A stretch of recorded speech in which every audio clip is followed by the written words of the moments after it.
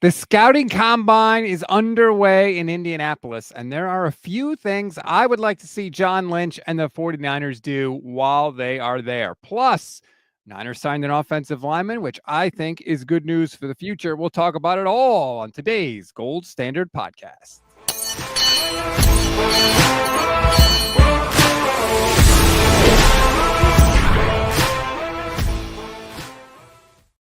What is good, everybody? Welcome to Under Review on the Gold Standard and the Fans First Sports Network. I'm Rob Stats Guerrera. My co-host is Vish Kumar. And Vish, how are you on this Combine Monday? I'm tired, Rob. I'm tired. I've been working hard. It's been a tough February for me at work, but I've just been putting through the grind. Usually, I'm excited about this week. I used to be able to work from home and be able to just watch the combine after my job finishes at 5 o'clock. But then now, life has changed for me. And so I'll probably be recording the event and hoping to watch it. I like the combine. It's one of my favorite things. I like watching it. I've always enjoyed it. It's a very nerdy thing, but I really like it. I like it too. I don't take it as gospel, but for me, I don't follow college football heavily all year. So this is like my first introduction to a lot of prospects. So I'm like, give me all the coverage. I'm here for it. I love all of that stuff. But the other part of it that I love is sort of what we're going to talk about today, which is all the other stuff that goes on in Indianapolis while they're there watching these prospects. Everybody speaks. We're going to hear John Lynch speak on Wednesday. I'm very excited for that.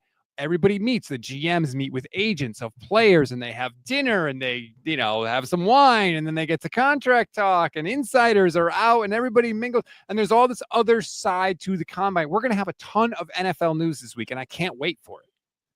No, 100%. And that all of that put together is my favorite part, Rob. Like, I feel like there's watching the season, and then there's all the information that comes in the combine. And if you really love football, it's like we've just taken a break and we're starting a new season, and there's so much to consume in the combine that's like a new season. And that's what I'm excited for as well. It's the opportunity for certain media members too, who I like and who I feel provide great insights, to get access to people that they get insights from that they may normally not have access to for the entirety of the season or for good portions. I've always been an enjoyer of listening to the Chris Sims podcast. He knows a lot of coaches, obviously, personally, and usually I enjoy listening to him after the combine, where he hears a few very interesting things from them that are usually right on, that carry over to draft season, whether it's a prospect that everybody's got too high between the Kuipers and the Jeremiahs, or a prospect like Jaden Daniels, who he sees throws at the combine, and he goes, that's guaranteed to be the number 2 pick in the draft. And at the time, everybody said Drake May was the number 2 quarterback. And so this is one of my favorite times of the year. I'm unfortunately a little busier than I usually am, so I'm not thinking about this as much, Rob. Like, I think about it maybe 1 to 2 hours in a day instead of 24/7. Don't think I'm mad, but yeah. Well, let's dive into it. John Lynch is going to speak at the combine. I can't wait for that on Wednesday. But one of the things that I think we're going to find out, and that I want to know by the end of this week, is number one on the to-do list: what is going on with Brock Purdy's contract? Where do we stand? We had heard that they've already begun negotiations and discussions. Great. Where are we? Is this thing almost wrapped up? Maybe you take Kyle Strongen, Brock Purdy's agent. I'm sure he's going to be there in Indianapolis. Take him out to dinner, and bing, bang, boom. You get some apps, some zerts, a little wine, a little vino, and we got a contract. And then we don't have to worry about this crap during free agency. And, the 49ers can't sign this guy because they don't know about Brock's contract. I want to know, by the time John Lynch is off that podium on Wednesday, what the hell's going on. So I think on a surface level, you're right. And if we're being optimistic, like, that happens. But if we're being realistic, given how the 49ers have done business, that's probably not what we come out of the combine with, Rob, right? Excuse me. And so with that, I would say, like, what I'm looking for as a layer within that is I'm looking for a tidbit of information from Brock Purdy's side of this. I feel like all the early public negotiating in this contract, and there hasn't been a lot, but there's been a few tidbits from people who say they've heard or people who say they know, has been Brock Purdy's going to take less. Brock Purdy's going to take less. It's going to be team friendly. It's going to get done. These are all clearly things that have come out from the 49ers side of the negotiation, right? It doesn't take 2 and 2 to put that together. And so given that, I want to see where Brock Purdy stands with all of this. Okay, a lot of people have spoken for him and his agent that he's willing to take less or that this is going to be team friendly or all of those things. I hope that we can come out of the combine knowing exactly where he stands, because I think that will give us the first clue as to how difficult this negotiation will be. If we come out of the combine knowing that he's willing to take less, Rob, it might be your situation where they drink Pinot and they, get the deal done over a steak in Indianapolis. There you If go. he's not willing to do any of that, we'll come out in the combine, right? Whether it's the 49ers figuring out what they want to do at quarterback, whether it's this negotiation getting testy, whether it's the Niners telling them they're not going to negotiate this offseason and they're going to handle this deal next year. We're going to have to find out something. And so I want to find it out from the Brock Purdy end. Well, and it'll be interesting too. Does John Lynch sort of mention something on Wednesday, and then all of a sudden after that, we hear like the response from the Purdy side of it? Or do we hear the Purdy side of it first, and then John Lynch responds on Wednesday? If I had to guess, I feel like it'll be Lynch first. And then if there's, depending on what he says, if there's something how much he scratches his face, right? You got to see the higher up on the face you go, the worse it is. Everybody knows that. But yeah, I wonder, who speaks first and what the response will be and how that whole situation plays out. Do you think that we will be able to tell where they are in the talks by what we hear this week? Like, unlikely, right? Okay. Unlikely, because I feel like sometimes they tell you they're close. Oh, is that the echo? No, we're good. Okay, sorry about that. I feel like sometimes they tell you they're close when they're not, and that can be awfully frustrating, and it can be something you hear in hindsight.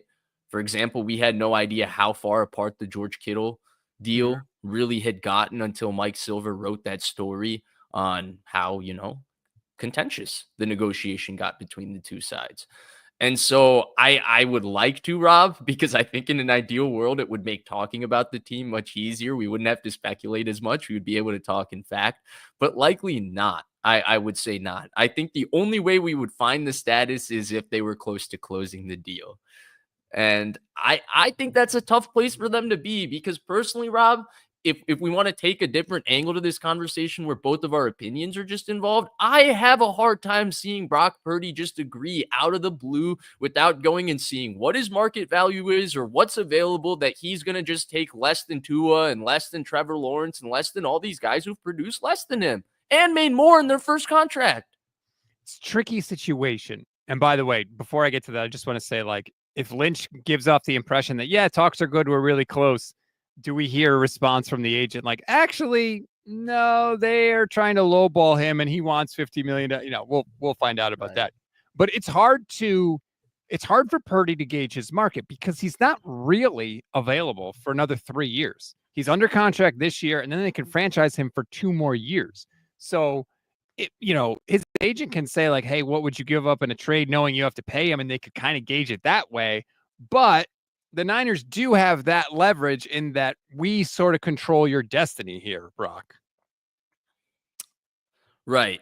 And the franchise tag for the quarterback in 2025 is $41 million, right? Which is a number that the 49ers are very comfortable with. You would think? Right. At least theoretically. This is all hypothetical, but theoretically they would be comfortable with that number. And so you're right there. If you're Brock Purdy, if I was Brock Purdy, I know I'm not Brock Purdy. It's hard for me to make logical sense of the situation and just think of him as a person that's going to just agree to the deal right there, take less money. Like, that's just who I am. And I feel like it gets told as a story of nobility, Rob, which I think is total bullshit, because the other side of the nobility is that is Brock Purdy greedy? Is he a bad person for wanting what he's worth, which is not the case at all. So I hate how the ethics kind of play into someone asking for what they're worth. And that's what happens when a negotiation becomes public for other people to pass judgment, as these NFL negotiations tend to. But why? He's made the least amount of money you could make as a drafted NFL player. And he's done it while producing at the most expensive position, the most difficult position, arguably the most difficult position in all of sports. And he's had the unlikeliest outcome in his career. And he's going to risk it by not taking every penny? That doesn't seem like the kind of guy who could achieve the unlikeliest outcome. I think that he thinks he's great and he could even be better. I mean, he told Nick Bosa, I can be better. Like, Brock is humble, but he doesn't have a humble opinion of himself. And I'm not saying this to make Brock sound As like he shouldn't. Right. Yeah, no, I completely agree. I think he knows his worth. You know, we always talk about, oh, don't mess with the Bosas. They know what they're doing. I think Brock is like, I know what I'm worth. It's just going to be interesting because he's not on the open market. And so there is some sort of a balance there that has to take place. It'd be interesting to see what the 49ers do because they can't have another messed up negotiation, Vish. They just can't have it. And Tim Kawakami came out with that article about how upset they are about the long-term deals they gave to Bosa and Ayuk. And I didn't realize this about Bosa's deal. He gets $34 million a year. Nobody else is over 28. That's correct. And that deal was signed. Yeah. That's why it went to the 11th hour. Like that, even now, nobody else is close to him. Years after the deal was signed. I Garrett will probably be the one coming up right here. The other part of the Brock thing that I think is really interesting, and it's an angle of this that probably won't be discussed, and I'm not saying it's the most important angle, but I find it interesting personally, Rob. And that's like the optics of what him signing a less than contract looks like, right? Because I'm not going to lie. If I covered this team on the beat, and there would be a way you phrase this question without coming off like a jerk, but if Brock Purdy signed for less money than quarterbacks, I believe, and I can statistically and objectively show he's outproduced like the Trevor Lawrences, like the Tuas, I would have to ask a question when he gets signed along the lines of, do you think this is an indication of what the team thinks of you?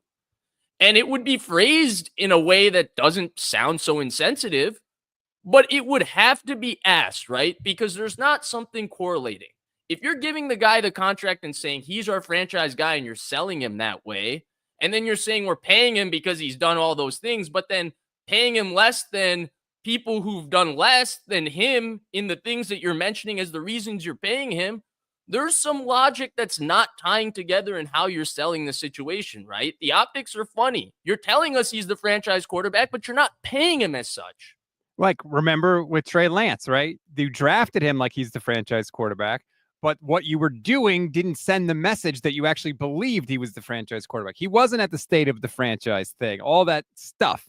I think that Brock can get around that just by saying, I took less. I want to keep this team together. I want us to be able to spend money and bring in free agents. So I think he can wriggle his way out of it and save face, and look like the hero. But you're right. I totally get what you're saying. Like, hey, this team thinks you're great, but yet they offered you, 42, 52, whatever the number ends up being. Right. And and that second part, Rob, is why I think teams just, no questions asked, just pay the quarterback. We've seen how nervous they are when it comes to the quarterback's temperament. And I've further and further gone to realize, well, dude, it's because nobody can be confident playing quarterback. It's really hard. And it really shatters the psyche of a lot of very, very strong-willed people. And so, the example I was going to point to, right, when teams were flirting with Deshaun Watson, what it did to the Falcons with the Matt Ryan relationship and all of that. So that was one of the reasons nobody wanted to offer anything to Lamar Jackson, right, the subsequent year, because, hey, we don't want to mess with the psyche of our quarterback. Given all of those things, I understand now why, no questions asked, the next guy up, we think he has a chance of being the guy. Let's just pay him. Let's not mess with his psyche by paying him a little less. Let's let him believe he's the guy and hope that he develops into it. It's bad thinking, but I kind of see how it logically flows, because the second part of it is asking this question, right? How do you sell the guy as the face of your franchise? And then the chance you get to pay him, you're paying him 12th most in the league, 10th most in the league. And you're paying him less than guys that he's better than. Are you saying that we're smarter than everybody else? No, you're saying you don't believe in him as much. That The only way you wriggle out of that is just by saying, hey, he was willing to take less, and you prop him up as this incredible player. But even that, I agree with you. It's not a great argument, but it's the only argument you have to save face, because I agree. The number is an indication of what you are worth. It is why players take contract discussions so hard and so personally, because it's literally trying to put a number on your value. It is personal. It's just business, but it still feels personal no matter what. So I completely agree with that. He can take less with certain differentiators, right? Like the Hurts deal, for example. Theoretically, technically, he did take less, but they put things in that contract that made it equal to some of the other guys, right? Who he had been playing amongst. The Mahomes contract, an outlier example, but he wasn't an outlier in terms of how much he got paid, right? Even though he should have been. Instead, he was an outlier in the length, the 10 years. It's unheard of. It's unheard of commitment with the constant returning of the guaranteed money that changes every 3 years for him. So like that was unheard of commitment. So there's ways that you can uniquely compensate the guy to show his value while reducing the cost of the contract. I just question it across the board with the way they're talking about it right now, at least from the 49ers side. Do you think when John Lynch talks, we will get one of those moments like you mentioned earlier, where it was like, how's Trey Lance's rehab? It's doing good. Do you think we'll get like a kind of moment from John Lynch where you're like, whoa, wait a minute, what does that mean? I feel like if you're the PR department or the higher ups in the 49ers, like you're caring about the entire way your organization functions, right? You're annoyed by the PR slips of these negotiations because whatever you want to say about Kyle Shanahan and John Lynch football-wise, they've handled these negotiations in the media terribly. Awfully. They've been awful. Their communication has been awful, and they come back and blame someone else who doesn't even deserve it. But no, they don't do their job in this area that well. If I'm somebody in the 49ers, I'm putting a specific onus that this negotiation with Brock Purdy should be handled elegantly. It should be handled seamlessly. It should be handled professionally. It should be handled without any issue in the media.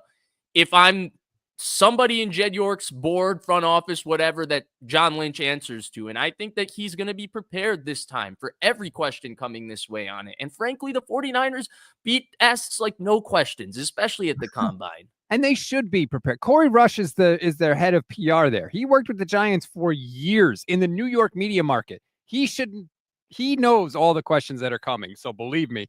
And I think this is another opportunity, Vish, for the Niners to save face if they can get this thing done without much consternation, right? Because they can come to the podium and they could say, look, we recognize the past few years, we could have done a better job in this area. We recognize we needed to change and evolve and get better. And we're so grateful to Brock and his agents and Brock's team for being willing to work with us and get this thing done. Then they kind of turn it into even more of a positive by saying, hey, we know that we made it too difficult in the past, right? They can save even more face by doing that. No, 100%. 100%. And I think it's a great opportunity because I would say the one thing that they're missing in terms of their sell going into next year is what's going to be different. And I think that's like their one, that's the one thing they need to get their fans fully. I mean, of course, the fans are behind the team, right? But get them re-energized, get them re-excited for the next year. Mm-hmm. And I don't think they need anything big like a splash move, just a change in how you're acting or a culture. Just as quick as this contract being done, it could show a different level of commitment and confidence going into this season. Like, hey, we understand what are the things that made us, or at least it would give you a reason being like, hey, those contract negotiations last year really hurt us. We're showing you that that's something we're improving on. Hyman on Twitch says they need to be convicted. I wonder if we'll hear that from John Lynch. Shout out to the Twitch fam. I agree with you on everything that you said, and I really hope that they do all of that. There's no reason why they can't do all of that. And you talked about what's going to be different next year. Let me ask you this first. How do you think the rest of the league right now views the 49ers? Do they view them as a team that had a one-year bump in the road and will be back among the NFC elite? Or do they view the 49ers as a team that is on the downslide, right? Really great team for about a half a decade, and now they're on the downside and they're in the decline, and they'll have to tear it down and build it back up again. Yeah, I think most people view them on the downside, but I don't think it's in like a disrespectful way. Like, I Right. think it's in a very respectful way. Like, hey, these guys were like really, really good, and this coach is really smart, and they can have a really good offense, but they're not the same as they used to be. They're a little bit older, not as many their 9 Avengers aren't as dominant altogether. There's only 6 Avengers now. Little things like that. So I think that that's how the league probably views them. But I think for the 49ers, it's a great opportunity to retool. They have a 4th place schedule, Rob, in the NFC. It should be a great opportunity for them to retool. And so you have the 11th pick in the draft. Like, when things go bad, things go really bad for the 49ers, but sometimes it's good because it improves their opportunity at assets, right? Better draft pick, better, like all of those sorts of things. 11th pick in the draft. This is a great opportunity for them to retool, like we've been saying, our constant theme of the offseason. And yeah, show the league that they're a different team. And with potentially Matt Stafford maybe leaving the NFC West too. That would be even another thing that sort of, greases the skids for the Niners to come back and win that division. I mean, granted, the division kicked the crap out of the 49ers last year, so maybe not. But right. I mean, I still look at overall, if you look at the rosters, I think the Niners and the Rams are a level above the Seahawks and the Cardinals when it comes to just the talent on the roster. If Matthew Stafford does leave the NFC West, I mean, it's wide open. The division is waiting there for you to take it. And if you can get Brock Purdy done and you can have another draft class like you just had, you've got, what do they have, 11 picks this year, something like that? I mean, there's I no think reason. it's 8, right? 8. Whatever it is. There's no reason they why lost the 5th. Win the division. I know you Right, made a face exactly. when I talked about Stafford. Look, we're a long way from that. I think he's Yeah. I think it's the trade request thing. The permission is more about just gauging the market that's out there, and then he'll go back to the Rams and work it out. But it's up in the air right now. I'm more interested by the fact of how much they pay him, Rob, because I think that could be detrimental in its own way. Well, you would probably be like a 1-year deal, right? You're year to year at this point with Stafford, and they've got so many. That's why he's going and seeking like what he's worth in the market, right? Because that's likely how the Rams want to do it. But it seems like Stafford wants multi-year guaranteed at 50+ million. You can't go 10, more. Yeah, with the 2. Like, you're not giving Matt Stafford a 4-year deal. Like, he's 37 right. years. And that's why they are where they are, right? Yeah. Now, you and I both think they're probably going to work this out because, as Kyle Shanahan says, when 2 people want a deal to happen, it usually happens. And I get the feeling that both the Rams and Matthew Stafford want to stay together. Now, my question with it is what happens if they do pay him? Because the thing with Stafford is he gets beaten up every year. And he plays hurt because he's tough as hell, but he plays worse when he's hurt. That's what people don't realize. Like, he's so hot and cold, and he's always been that in his career. He'll have 2-3 games where it's like, yeah, dude, Stafford, top 2-3 in the sport. And then you'll have a couple of games where it's like, Stafford, man, he's super talented, but I don't really know. He's been playing kind of weird the last 3 games. That's been his career. A lot of it with Stafford is dealing with the back problems, the shoulder issues, the ribs. He takes a lot of hits. And one of the things that's always made him so special, and that's why he's one of the rare pocket quarterbacks that can still play in the modern league, is how tough he stands in. Yep. He's always stood in so tough and thrown the ball. But Rob, that's the first thing that goes for the quarterback. It's why Brady wasn't the same. It's the biggest difference with Rodgers. He still throws it great, but he doesn't want to be touched. Kirk Cousins, he doesn't want to be hit. That's the biggest difference. And with Stafford, the amount of hits he's taken at 37, a multi-year guarantee, I think that could be game over for the Rams in a completely different way because they have quietly built a Super Bowl front 7. Mm-hmm. And you know that because they were the one team that took Philadelphia down to the wire, and they did it on the road. Yeah, they were a Stafford pass away from winning that game. Right, and they did it without Aaron Donald, too. It's crazy. Between Braden Fisk and Jared Verse and Byron Young, they've got Kobe Turner, like, studs. And so, to me, this is like, I'm hoping Stafford, 3 years, $50 million guarantee, or $50 million plus annually, give him $125 million guaranteed, lock it in, and there you go. Nick Ellert says Jackson Dart to the Rams, calling it now. Thank you, Nick, YouTube channel member, and all our YouTube channel members. That Les Snead and Sean McVay, they're not going to have a bridge quarterback, Vish. I feel like they are going to have a post-Stafford plan. This isn't going to be like Elway, where he gets rid of Peyton Manning, and then it's like, oh, what do we do? And you got Brock Osweiler and a bunch of crap there for multiple years. But what's the plan? Cousins, right? It's not going to be a great one. Cousins, Rodgers. I don't think it's going to be like Darnold. I think they're going to take big swings. I really do. That's what this front office has done. Jimmy G? He's a bridge guy. I don't know. I'm just saying. Bridge is nice. They make me nervous. Snead and McVay make me nervous because they're not afraid to do the bold thing. So we'll have to wait and see. But yeah, hopefully the 49ers do have a door open in the NFC West at least this year. And we'll see if they can walk through it. The piece of combine news that I did like today that I heard, Vish, was that the 49ers have signed Ben Bartch to a 1-year deal.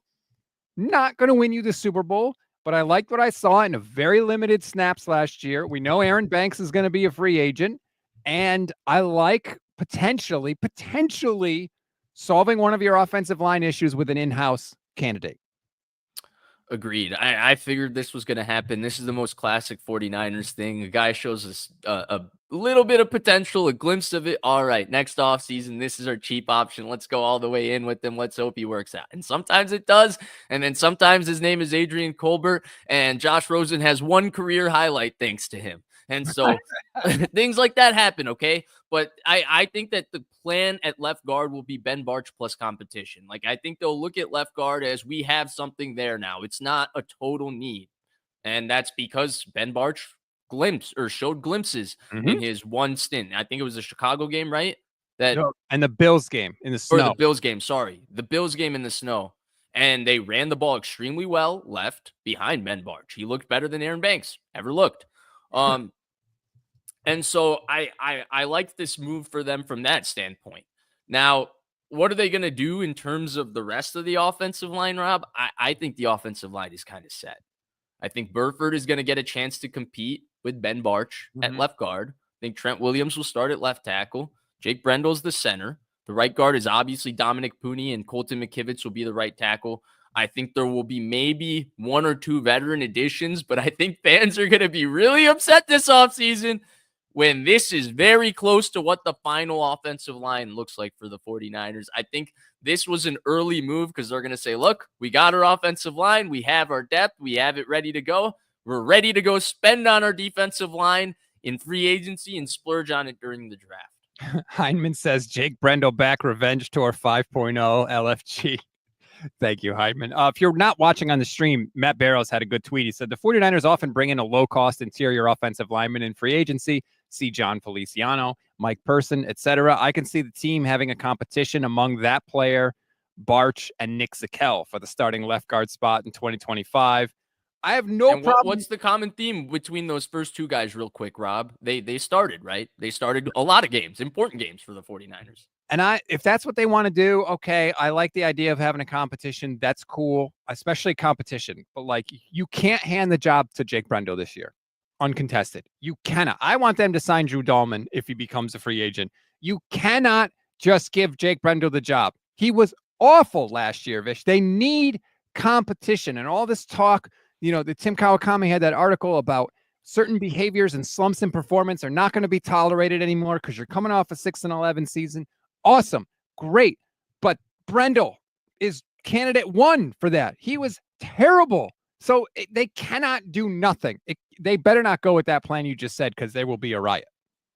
The problem is, though, you know what the problem is? I think that our estimation of how bad we think the 49ers offensive line is not the same as what the 49ers think. And that's the problem every single offseason. They don't think it's as bad as the fans do. The fans talk about it every offseason.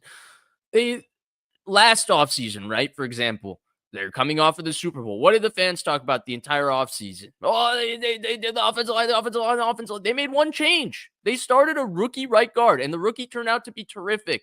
But you can't look at a rookie right guard in the third round and tell me like you thought you were going to bring in Larry Allen and change your offensive line, right? That's not what they were thinking. They were going in the same kind of plan that they've always had with their offensive line, and they picked a really nice player, and he played very well in his first year. And so I think we're again here, Rob, where I agree with you. Like Jake Brendel probably shouldn't get an uncontested opportunity at this job, but I think they're going to look at the landscape of their roster. They're going to look at holes elsewhere and where they need to spend money. And that's what they do. That's what they always do. They always decide that, hey, we're pretty good here. Hey, Colton McKivitz at $4 million is pretty freaking good as our starting right tackle. Hey, Mike Person for league minimum, he can play right guard for us. Ben Barch, he can play left guard. That's what they do. But not and at Chris center. Forster is there to coach it. At center, they signed Weston Richburg. They signed Alex Mack. Alex Mack was at the end of the road. He didn't get signed for much money. I think he was better than Jake Brendel was last year. Benali, which shout out to you, Benali. I've been seeing you in the chat more and more recently. Appreciate that. Always have good comments. Benali says, if the 49ers stick to Brendel with no competition, they are not serious contenders. And that's what the message would send to me, Vish. It was like, are you serious about this or not? Because running you think so? Yeah, like, honestly, because they could come back with Brendel, but they could get what 4 new defensive linemen. You could look at the defensive line; it could be kick ass, right? Like that's not fair. You could get 4 new defensive linemen and somebody to compete with Brendel. Do both. How about both? What a crazy idea. Brendel is really good, dude. The problem is, here's the problem, okay? And this is gonna sound. I hate being the messenger of this because people will then associate this with my opinion, and maybe you can. Maybe that's fair, okay? But the problem is the 49ers look at it and they look at Jake Brendel and they say, okay, he's an okay center. Let's say they're very honest about it. They call him an okay center. But for the amount they pay him and for what they look at is available and what they would want to pay for at center, they go, he's the best option. That's what they keep doing at tackle. That's why mocking Roger Rosengarten to them and all of that last year was a little bit like, are they really going to do that? Probably not. Because they look at Colton McKivitz for $5 million and they say, which right tackle at 31 is going to come beat him out? I've been saying this for 2-3 years. This is how they look at it. You can question it. You can say it's annoying, but they'll point to Kingsley Suamata failing because that's what happens when you take a tackle at 63. He's likely going to struggle year one. He's probably not strong enough to play. He's probably not big enough to play. It's really hard to line up and play left tackle in your first year. That guy looks like a bust. The 49ers, they don't want to deal with that. They don't want to deal with people saying that the offensive lineman's a bust and all of that. So that's why they're not going to do it. They're going to look at Colton McKivitz for $5 million and say, that's decent. That's better than what you're going to get for $5 million at a right tackle. And that's how they look at Jake Brendel too. It's unfortunate, but that's where their philosophy is. And I think the theme of this offseason, Rob, is that the 49ers are doubling down. They're not changing. They're doubling down in who they are. Well, that's the question. And I agree with you. I think that is exactly how they look at it. I think you put it very succinctly. The question is, did this 6-11 season cause them to question any of those sort of bedrock core philosophies, core principles? And you're saying they're doubling down. I would really like to think that they could just change some of them for the love of God. Well, you read the book, right? Yes. I'm halfway through. What is Kyle Shanahan's character? What reading that book tell you about his character? Is he a double down on his opinion kind of guy? Or is he I need to reflect and maybe come at this a little different? Not from a football standpoint where he's free thinking, from a life and how he views things standpoint. Well, one of the things that stuck out to me is he was open to change multiple times in his career. He changed and adapted things, but only when they were suggested by somebody else that had more power at the time, whether it was John Gruden or Raheem Morris or Dan Quinn or whoever it may have been, depending on, where Kyle was in his coaching journey. He does change things. And when asked to change or evolve, like, he is open to that. But someone else always suggested, hey, why don't we try this? We're going to do this. I want you to do that. Now there's no one to do that because he's at the top of the totem pole in San Francisco. So that is what worries me. Grant asked him that question, right? Like, are you going to reflect about anything? And he answered all snarky, like, no, I'm never going to reflect. And he said, I do that all the time. And it's like, well, do you? It's not even like I feel like it's unfair when we do it like this, Rob, because I feel like sometimes it doesn't feel realistic. Like, I know what you mean, but I also like think from Shanahan's perspective, to be fair, like if somebody said, Rob, every year I want you to reflect on your time at Gold Standard Podcast and the entire year and what you did as your job, like for all the blood, sweat, and tears, everything your whole life you put into this job. Like, you put everything into it. If somebody asked you to reflect on a year, like, sure, you might come back and say, shoot, I wish I was better in that moment. Like, man, there were a couple things I need to get better. But overall, you'd be like, I did an okay job. Like, I'm getting there. Like, I need to get a little, like, human beings don't change that much drastically, right? Like, human beings don't embark on that much change over the course of a season, or it doesn't happen instantaneous. And I feel like sometimes when those questions are asked, and I think Shanahan comes across like a jerk too, because he answers it very snarkily, which is the second part. Mm-hmm. But I get why it's snarky. It's like it's not realistic to be like Shanahan's going to go to sleep because he lost the Super Bowl and wake up tomorrow a different person. That's just not how people go through change or anything like that. And that's why, dude, I think the thing that would make him kind of like change in a way that would maybe change his character or change who he is or how he thinks or how he goes about it would be getting fired, not losing this or losing that. Well, first of all, you don't know me, because whenever I reflect on everything, I'm like, I'm terrible. This was no good. I got to change Oh, everything. damn, Rob. Love yourself a little bit more. Come on, man. I don't celebrate any wins, man. I'm always moving the goalposts on myself. I'm weird like that when I look at when I like grade my own performance. But then if somebody criticizes me, then I get super defensive, and then I like prop myself up. It's really weird. I don't know. It's a weird thing. It's not that I want Kyle to like completely change everything, but like, I don't know how you can't look at the way that they were so bad running the ball last year, Vish, especially on first down. They were just very inefficient doing it, and say, or how bad they were on 3rd and short. I saw a stat the other day on 3rd and 2 or less. They were the second worst team in the league last year. Right. The Browns were worse. I don't know how you can't look at that and be like, you know what? If we had better people on the offensive line, we'd probably be better in those situations. But you're right. But then I see podcasts, I see how the guy think. I listen to interviews, and he's kind of data driven, and sometimes it can be detrimental, because I guarantee you, if you gave him that 3rd and 2 problem, Rob, he doesn't want an answer like, oh, we need a better offensive line. He's going to go back through the entire distribution of 3rd and 2 runs. How many of them were bad calls? How many of them were on the running back? How many of them were on the offensive line? And get that entire distribution. And in a way, you could make the argument, right? You could say, forget all that, Kyle, because if you have the offensive line, you don't have to worry about 2 and 3, right? Like, you could make that football philosophical argument, but he doesn't operate like that.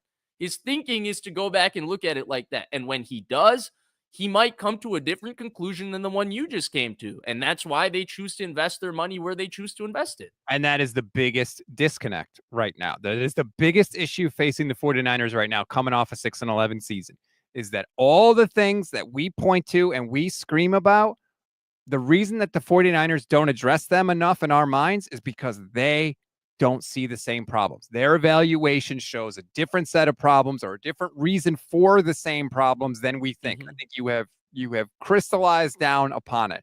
And so what's happening, or what could happen, is we're going to get more and more frustrated, because we're going to sit here and say, they're not fixing any of these problems, Vish. How long have we talked about this? If they aren't winning. Now, if they're winning, we're going to shut up, of course. But if they're not winning, we're going to be like, how can they keep doing this? We have to fire them because they're not changing. They don't see it. And there's 2 ways to do it, right? Like, that's one part with our opinion. But then the second part is also understanding their line of thinking. Where do they think they're weak? Where do they think they need to get better? That's what we're also going to have the chance to analyze over the course of this offseason. Yes. I have a feeling they're going to be going after their defensive line like anything this offseason. That in and of itself is a great philosophical step for this team. It is doubling down back to who they were. Yes. But doubling down on having a great front seven, never a bad thing in the sport of football. Always a great thing. They are correct in that is one of their core bedrock philosophies that I think is correct. And it was just proven correct by watching the Eagles dismantle the Chiefs on both sides of the ball in the Super Bowl. Like, but that's the frustrating thing too, because it's like you see why having a great defensive line is so critical, and they clearly acknowledge that. See, the problem is, you know why, and I hate being this guy, but this is how I think they would look at the Super Bowl if this was Kyle Shanahan. He would look at it and say, look, the Chiefs don't have the worst offensive line. They had an issue at left tackle that they were kind of dealing with the entire season, and that made their line go from very good to mediocre, and it affected their ability to run block. But they had no chance at blocking Jalen Carter and Milton Williams and Josh Sweat. Like, they were teeing off on Mahomes. They had no chance. Like, who's going to block Jalen Carter and Milton Williams and Josh Sweat? That's how he's going to look at it. And then on the other side, the Chiefs have a good defensive line, and the Eagles have this all-time offensive line, and the Chiefs' good defensive line shut down Saquon Barkley in that game. So obviously, if you have the good defensive line, it doesn't matter what offensive line you have. The defensive line is just going to eat them up. I disagree. I mean, who's going to block those guys? Trent Williams can block those guys. Can he not? Like, don't tell me there are nobody on the planet that could block those guys. The Eagles lost some games last year too. It's just the way of thinking, right? Because when you boil football down that way, the bottom line is getting the guys who can block Jalen Carter and Myles Garrett and Max Crosby and all of these guys is the hardest thing in the sport, especially now. It's so hard to find offensive linemen in the sport, especially because of the way college football is. There's two protections in college football. Everybody's in the spread. There's two run plays. Everybody has a wide zone and an inside zone from the shotgun, maybe a power variation. There's not a lot offensive linemen do. And then you come to the NFL and you run inside zone 3 different ways from the same formation. You have 2 different blocking techniques on the same inside zone play, depending on how you call it, depending on what side you call it to. And this is why offensive lineman development takes so hard, let alone the fact finding athletes who are big enough and strong enough and athletic enough to play left tackle against Myles Garrett and Max Crosby is really, really hard. And then you're putting them on this giant development curve. It's really hard position to hit. Whereas defensive line, dude, dime a dozen. The athletes that are coming in are better than ever. The guys that are developing in, where you're finding them, the way you're able to get production from them, how you're able to get them to line up to improve, tee off, all of these things. It is the place for them right now, and I think that's also why the Niners look at it and they say there's a lot of resources there. It's easier to hit there. We can build our team faster going there. Let's go there. But to me, it doesn't have to be binary, and I just hope that they see that. Cynthia, YouTube channel member, says, I think Philly's trenches win could not be ignored. Thank you very much for the super chat, Cynthia. I do agree that they look at that and they say, see, our philosophy on building along the defensive line is 1,000% correct. And they wouldn't be wrong in that. And they clearly need to get back to that, because remember, what was the stat that was going around? It was like at one point they had 5 first-round picks on the defensive front. It was something like that, because it was Buckner, first-round pick, Armstead, first-round pick, Bosa, first-round pick, and Solomon Thomas, first-round pick. Solomon Thomas was the other one. Yep. Yeah. It was like, holy crap, they got how much talent. Trade for D Ford, first-round pick. Yeah, so it was like, holy hell, and it's slowly been backsliding, basically, since then. And when you're talking about first-round talent at defensive line, you're talking about the premier athletes in the world, like the premier height, weight, speed specimens. Yeah, there are some people that say defensive linemen are the best athletes in the entire sport. Right, like flexibility, agility, they have it all. Like when they got to swerve, bend that corner. Most people that say that, by the way, are former defensive linemen, but I just want to throw that out there. Daza, you're not gonna say anything about my little tweaker reference to LiAngelo Ball there. I'm not hip enough to understand that reference. Oh, come on, man. All right. You'll catch up. I just wanted to hit it because, the defensive linemen have to bend that corner. Go ahead. Daza 0187 YouTube channel member says, Vish, you actually have to make a concerted effort into offensive line. Look how many high round picks the Eagles have invested in offensive line over the years. Yes.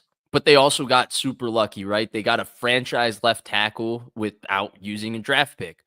They took the 3rd tackle in the draft and got a Hall of Famer who doesn't miss a start for 15 years.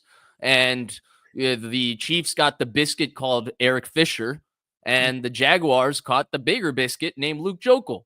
So there's some element of luck, right? Like Lane Johnson, right? They picked him and he's played 15 years without missing a start. Does the guy ever miss a start? Does he ever get worse? It's like having Trent Williams, but he never misses a start. I repeat, he never misses a start. Yes, I'm trying to jinx him. He never misses a start.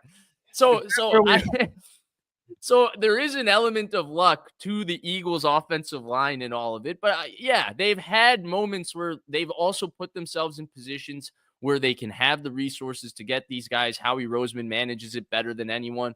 They have the best offensive line coach in the sport. I'm sure they pay him a lot of money, and he's developing guys. $1 million. Chris Cassari. I made my point. There you go. One more thing quickly before we go. Saw this tweet from Tim Kawakami. I'll throw it up on the screen if you're watching the stream. He said, 49ers things that I'm trying to pick up from the combine from afar. 1, an update on the Purdy negotiation vibes. 2, could the 49ers push their way into trade talks for a high-end defensive lineman? I'm hearing maybe. And I say that because that's how he typed it. So what do you think that means? Kyle Shanahan probably wants to swing and see because, dude, who doesn't want to? Dude, Myles, like we talked about this, right? Like Myles Garrett being on the open market, like there's not been, or being available for teams to bid at. There's not been a player like this caliber at this age being available in the NFL in a long, long time. Like the kind of player he is, the kind of names you compare him to, it's very unique. Of course, Kyle Shanahan's going to be wanting to be part of that bidding. Every coach is going to be wanting to see if they have a chance at Myles Garrett. But I also think that the 49ers front office, we've been getting slow reports from the reporters that they're getting a little tired of all of these expensive and expansive and drastic moves that result. I mean, they only did it once, but it only takes once to be impatient in a 6-11 season. And so I think that that's probably the conversation there. And then I find it interesting that he said that nobody is going to look out for Brock Purdy's contract, but he is. Like, what else is interesting about the 49ers going into the combine? Like, shoot, are we getting an update on John Lynch's diet? Like, has he been eating different? Like, what else are we interested in? Convicted. Does he think we're idiots? That's only the biggest storyline with the 49ers right now is the Brock Purdy situation. Yeah, we'll see. We'll find. I can't wait for John Lynch to talk. And I'll just say really quick, if they got Myles Garrett, I would, be upset about what the price and what they pay and the contract and all that stuff. But there would also be a really fun time just to think about what this defense would look like with Myles Garrett and Nick Bosa. And it would be like, holy God, we're going to murder people. And that would be a lot of fun, even if it only lasted for a little while. That might be a defense where Jair Brown can start at safety. Oh, Jair Brown out here getting strays. Hey, it's the new look, man. Well, Matt Mayoko said the Niners would be comfortable with Jair Brown and Malik Mustafa. I saw that. That's what that stray was about. Don't worry, Rob. I'm calculated. Come on now. I don't miss. I do miss a lot, but not with my strays. That's going to do it for this edition of the show. Please give us a like and a subscribe. We're live every single weekday here on the Gold Standard Podcast Network. Vish and I are here every single Monday.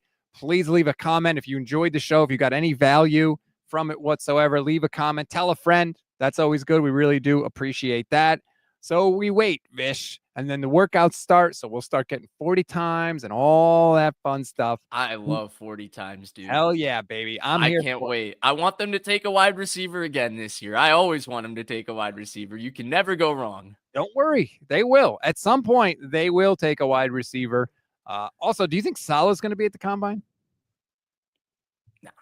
No? I think the staff is going to be a together decision, I feel like. Interesting. Does it not feel weird, like in terms of like team representation, if Salah's like walking around in the combine, like, dude, nah, it's either the head coach of the 49ers, it's the GM and nobody.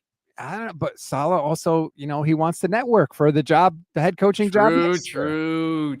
Good point. So anyway, all right. Peter Schrager, Mike Silver, these guys have phones too. Very fair. We'll see how it all goes down. Vish, thank you very much. Oh, by the way, my dad met Robert Saleh and Gus Bradley. Cool. Are they nice? Yeah. Sweet. Well, I expected you to be more excited about that. I was pretty excited for him. It is cool. I just don't have time to tell the story. All right, fine. We'll tell it on the next podcast because everyone will be so interested. That's called a tease, folks. Be here for it. Enjoy the rest of your Monday.